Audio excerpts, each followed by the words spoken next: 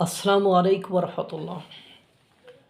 সারা জনম শুনে আসছি মুসলিম দেশগুলো রমজান আসলে নাকি পণ্য সামগ্রীতে ছাড় দেয়, যাতে করে যারা ফাস্ট ফাস্ট অর্থাৎ রোজা রাখে তাদের যাতে কোনো অসুবিধা না হয়। তারা একটা নেকির আশায় সাবসিডিজ দিয়ে বিভিন্ন প্রক্রিয়ায় চেষ্টা করে ছাড় দিতে।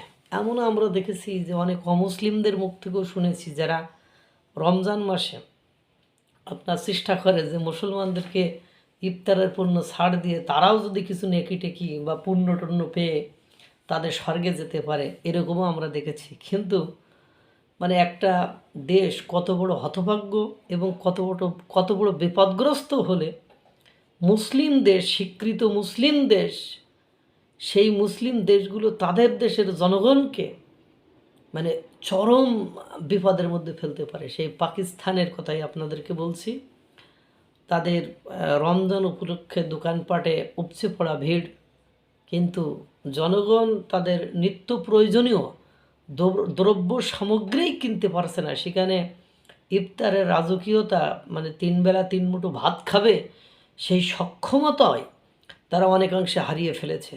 তাদের ভেতরে হাহাকার, তাদের ভেতরে বুক ফাটা কান্না, তাদের ভেতরে আর্তনাদ, এটাই দেখা যাচ্ছে। আজকের রিপোর্টটি ঠিক ওরকমই। দরজায় করানো আসছে পবিত্র মাহে রমজান। পাকিস্তানের করাচি থেকে লাহোর সবখানের বাজারে উপচে পড়া ভিড়, কিন্তু এ ভিড় যতটা না উৎসবের, তার চেয়ে চড়া মূল্যের সঙ্গে মানুষের টিকে থাকার লড়াই। চাল, ডাল আর তেলের মতো প্রয়োজনীয় সামগ্রী কিনতেই ঘাম ঝরছে সবার। গেল বছরের অর্থাৎ গত বছরের তুলনায় খরচ বেড়েছে কয়েক গুণ। রমজানের ইফতারের প্রধান অনুষঙ্গ খেজুর হলেও এবারও দাম আকাশচুম্বী। উচ্চ শুল্ক আর করের চাপে খেজুরের বাজারে আগুন লেগেছে। একজন পাকিস্তানি ব্যবসায়ী বলছে, সরকার যে হারে শুল্ক বাড়িয়েছে তাতে ব্যবসা করা অসম্ভব হয়ে পড়েছে। আগে যে কন্টেইনারে 1,30,000 রুপি শুল্ক দেওয়া লাগতো, এখন দিতে হচ্ছে 8 লাখ রুপি। কেবল আমদানিকৃত পণ্যেই নয়, দেশীয় পণ্যের বাজারও চলে যাচ্ছে মধ্য ও নিম্ন মধ্যবিত্তের নাগালের বাইরে। কদিনের ব্যবধানে কলার দাম ডজন প্রতি 12টি কলা 100 থেকে 200 রুপিতে পৌঁছেছে। আগে ছিল 1 ডজন 100 টাকা, এখন সেটা 200 রুপিতে পৌঁছেছে। এ বাজারে বাজারে এ কঠিন পরিস্থিতি সামলাতে যদিও ইতিমধ্যে 38 বিলিয়ন রুপির বিশেষ রমজান রিলিফ প্যাকেজ ঘোষণা করেছে শাহবাজ শরীফ, কিন্তু তারপরেও স্বস্তি ফিরছে না আপনার পাকিস্তানিদের ভেতরে। সে দেশে 1 কেজি মুরগির গোশের দাম 1500 টাকা। সেই দেশের মানুষে 1 কাপ চা খাওয়ারও সক্ষমতা দিন দিন হারিয়ে ফেলছে। বিলাসিতা তো দূরে থাক, তারা যে দিনে এনে দিনে খাবে এই সক্ষমতা অধিকাংশ লোক হারিয়ে ফেলছে। এটাই বাস্তবতা। আপনি যখন আপনার পেটের চিন্তা না করে শুধু অস্ত্র কিনে এরে ধামকি ওরে হুমকি আবাল তাবাল করবেন, তখন আপনাকে এভাবেই পস্তাতে হবে।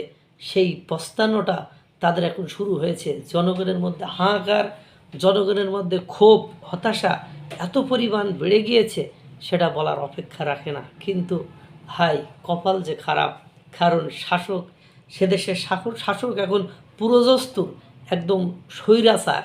তাদের কাছে মানবিকতার কোনো খাওয়া নেই। তারা দেখছে যে নিজেদের নিয়ন্ত্রণ করতে পারছে না বা সরকারের দ্বারা সম্ভব হচ্ছে না, তখন তাদের সেনা প্রধানকে বিশেষ ক্ষমতা আইন বা সংবিধান সংশোধন করে সর্বোচ্চ ক্ষমতা দিয়েছে এবং তাকে সকল বিচার আচার সব কিছুর ঊর্ধ্বে রেখেছে, যাতে করে সে নৃশংসতা, বর্বরতা, সে হত্যাকাণ্ড একের পর এক চালাতে পারে। এটাই বাস্তবতা।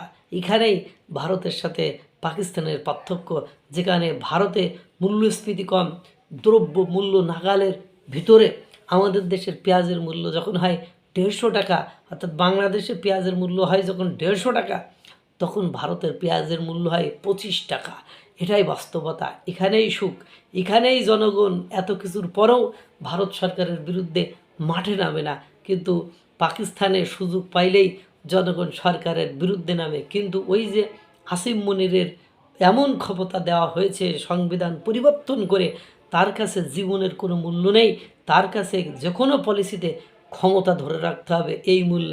মুষ্টিমেয় কিছু লোক, কিছু শাসক পাকিস্তানে ভালো আছে, আদারওয়াইজ কোটি কোটি মানুষ সেখানে অশান্তিতে আছে, মানে নিরাপত্তাহীনতায় আছে, জীবনের ঝুঁকিতে আছে, খাদ্য নিরাপত্তাহীনতায় আছে, শিক্ষার অভাবে আছে।